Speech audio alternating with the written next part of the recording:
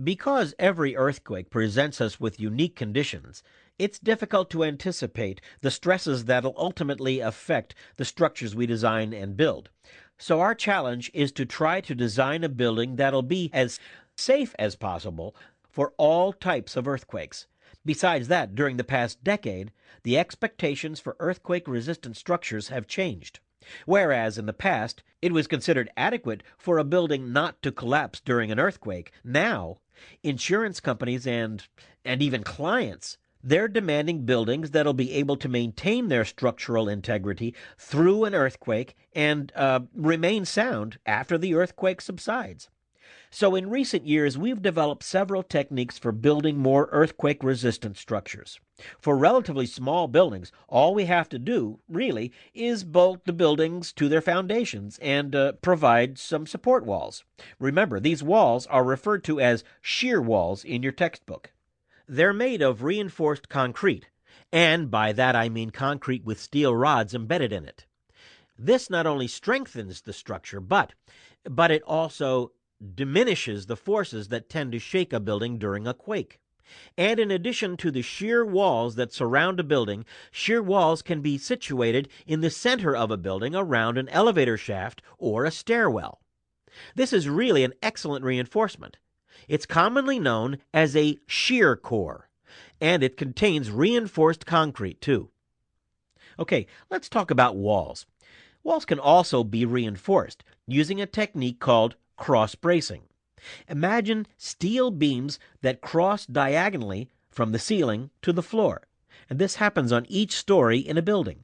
So before the walls are finished, you can see a vertical row of steel X's on the structure.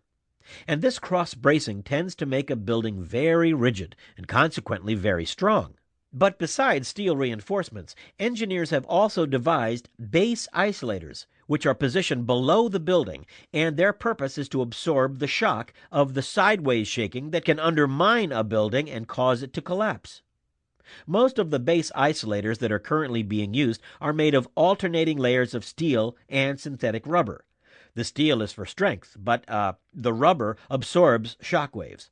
In higher buildings, a moat of flexible materials allows the building to sway during seismic activity, or large rubber cylinders support all of the corners of the building and in between each floor, and they allow the building to sway during an earthquake. So you can see that these alternatives are quite different from cross bracing or shear walls. So the combination of reinforced structures and flexible materials has been proven to reduce earthquake damage. But even these engineering techniques are insufficient if the building's been constructed on filled ground. Soil used in fill dirt can lose its bearing strength when subjected to the shock waves of an earthquake, and the buildings constructed on it can literally disappear into the earth. So in areas where earthquakes are known to occur, it's important to understand the terrain, and you have to be sure that the ground's either solid or it's been adequately prepared. Okay, let's assume that we do everything right. We choose and prepare the construction site, and we design a building with plenty of reinforcements and flexible materials. With cross bracing, we probably have a building with the strength to hold up under earthquakes, even those of relatively high magnitudes.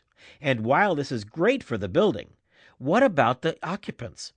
Well, the structure may be strong, but the furniture will probably be overturned or shifted during the earthquake, and that could result in major injuries for the people inside. So, now that we've made progress in solving the problem of how to preserve the buildings, one of the more recent areas of research is how to better protect the occupants during an earthquake. One interesting possibility is to design buildings that house a series of pistons, and these pistons are filled with fluid and controlled by sensors in a computer. So, by analyzing signals from the sensors, the computer should be able to determine the magnitude of an earthquake in progress. And when it does that, it can trigger electromagnets in the pistons to increase or decrease the rigidity of the shock absorbers built into the structure. If the earthquake's minor, then the building can be programmed to sway gently, and the people and everything else inside get a safe ride. But during high-magnitude earthquakes, the shock absorbers can freeze the building to prevent it from shaking at all. So the beauty of the concept is that the computer sensors work very quickly, reacting within 1/1000th of a second. And they can run on battery power since the electrical system usually fails during an earthquake. Will the concept work? Well, the National Science Foundation is supporting more research into the potential of pistons, and the results so far are promising.